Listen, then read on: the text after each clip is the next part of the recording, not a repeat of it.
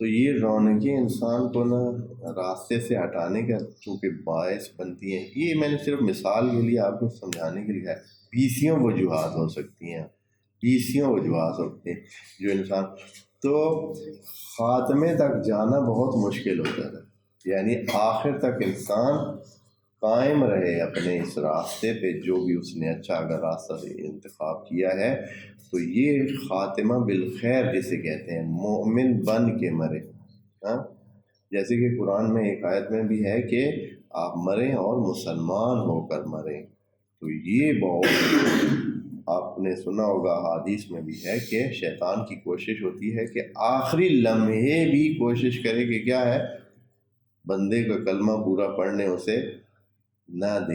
یہ احادیث کی وجہ سے ہی جو آپ جنازے کے ساتھ جاتے ہیں تو اکثر جنازے میں کیا پڑھا جا رہا ہوتا ہے؟ ہاں، وہ لا الہ الا اللہ محمد رسول اللہ کی وہ کہتے ہیں کہ کلمہ شہادت، کلمہ شہادت بار بار کیوں پڑھ رہے ہوتے ہیں؟ وہ اس لیے کہ اس بندے کو یاد کرا دیں. اس کو شیطان کوشش کرے گا کہ اس کو کلمہ نہ پڑھنے دے، اور یعنی یہ ہے کہ کوشش کرے گا کہ وہ کوئی نافرمانی خدا پہ ہی اس دنیا سے جائے.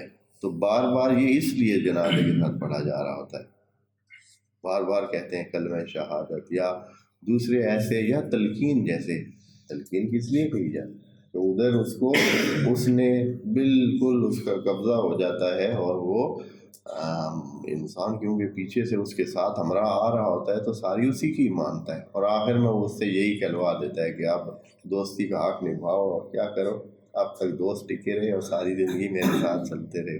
ہاں، تو اب آخر میں کیا کرو، کافر ہو